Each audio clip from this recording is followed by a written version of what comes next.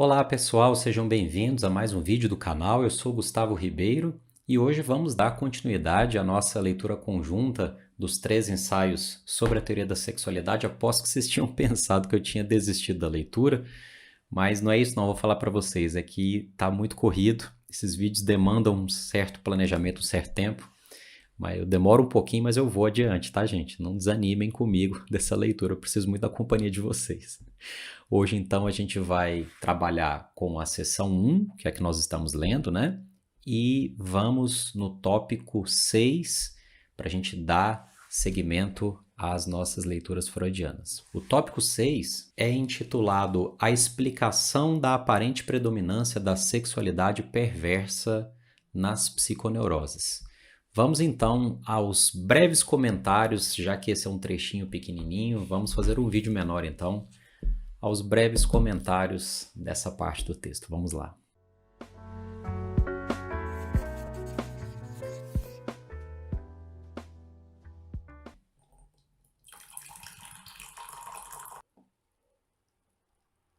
Bom, gente, essa sessão, não sei se vocês tiveram essa impressão também, ou se foi só uma impressão minha, mas eu achei de todas até agora aquela assim que Freud dá uma devaneada, né? Ele dá uma certa divagada, assim, coloca alguns pontos.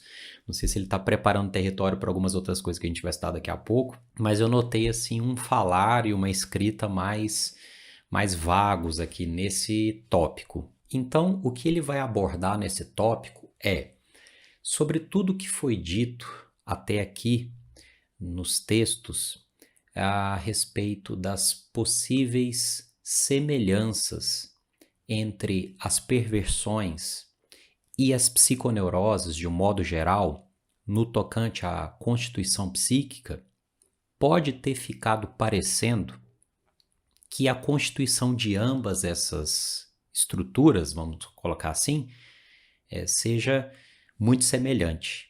Ou seja, que os psiconeuróticos, de um modo geral, se pareçam muito com os perversos em termos de constituição psíquica.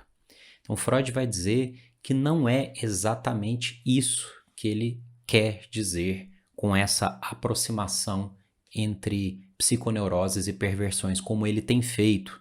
Aí até vocês puderam acompanhar nas leituras das sessões anteriores. Então, ele aponta aqui que nas psiconeuroses, a maioria das manifestações clínicas, assim, patológicas, costuma aparecer somente após a puberdade, quando a vida sexual, então, atinge a sua plenitude e o seu exercício.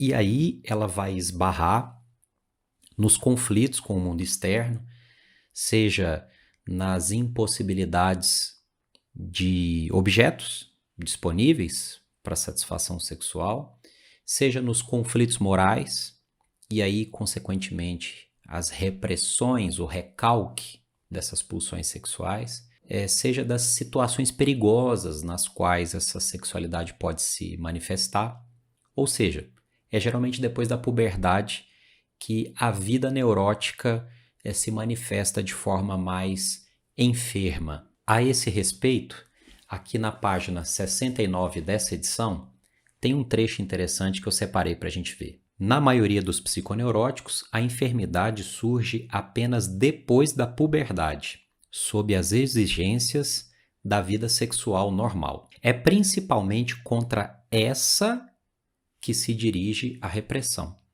ou seja, contra a vida sexual normal. Ou as enfermidades sobrevêm depois, quando é frustrada a satisfação da libido por via normal. Nos dois casos, a libido procede como uma corrente que tem o leito principal obstruído.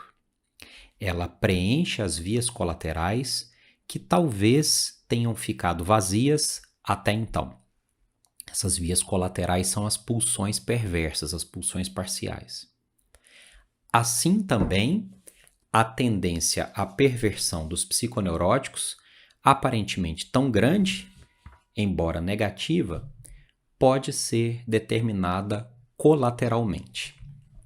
Então ele vai dizer aqui que a libido da vida sexual normal corre fluidamente como um rio e que, por vários motivos, internos ou externos, o leito desse rio pode ser obstruído e a água correria para formas marginais, colaterais de satisfação, que seriam modalidades então perversas de satisfação. E aí ele diz o seguinte: o fato é que devemos juntar a repressão sexual como fator interno àqueles externos como restrição da liberdade, inacessibilidade do objeto sexual normal, perigos do ato sexual normal, que geram perversões em indivíduos que, não fosse isso, talvez permanecessem normais.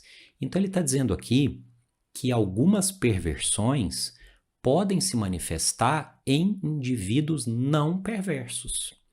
Ou seja, dependendo das situações externas, como ele aponta aqui, inacessibilidade do alcance ao objeto sexual, restrição de liberdade, perigos do ato sexual, quaisquer tipo de situações onde o indivíduo não possa gozar da sua sexualidade plena e que ele teria que se satisfazer de formas, então, que tenham relação com o desvio do objeto ou desvio do objetivo sexuais, mas que não fariam esse sujeito um perverso.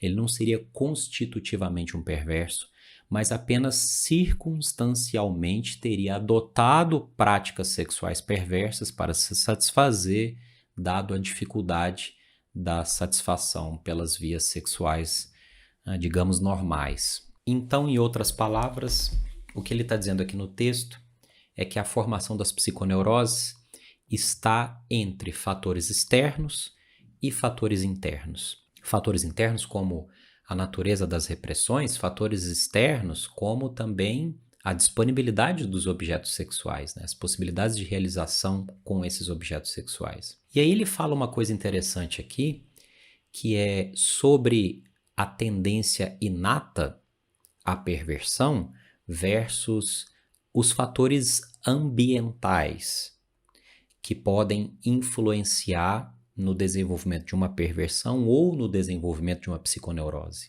O sujeito ficaria, então, entre fatores inatos e fatores do meio, ambientais. E em relação aos fatores inatos, as tendências inatas, ele vai falar de uma certa tendência maior ou menor de cada um de nós a obter prazer com as pulsões parciais, com as pulsões perversas, essas pulsões que ainda não se unificaram sob a primazia dos genitais, que fundaria então a neurose, né?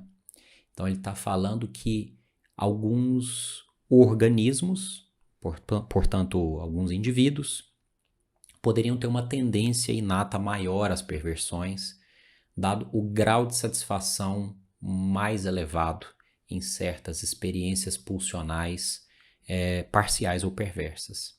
Então a junção desses fatores inatos com a junção das experiências vivenciadas pelo indivíduo é que o colocariam nessa balança entre a formação de perversões ou a formação de psiconeuroses de um modo geral. Esses são os meus comentários a respeito desse item 6. Próximo vídeo a gente volta com o item 7. Achei esse item 6 de todos que nós lemos até agora um pouco mais obscuro de compreensão. Não sei se vocês tiveram dúvidas, imagino que sim. Coloquem as dúvidas de vocês aí no campo dos comentários para que a gente possa ir evoluindo nessa leitura conjunta. E não desanimem, porque eu não desanimei também. Estou com vocês, vamos adiante até o fim desse texto. Um grande abraço e até o próximo vídeo sobre o item 7, onde a gente vai concluir a seção 1 para entrar na seção 2, a sexualidade infantil. Um grande abraço, pessoal, e até o próximo vídeo.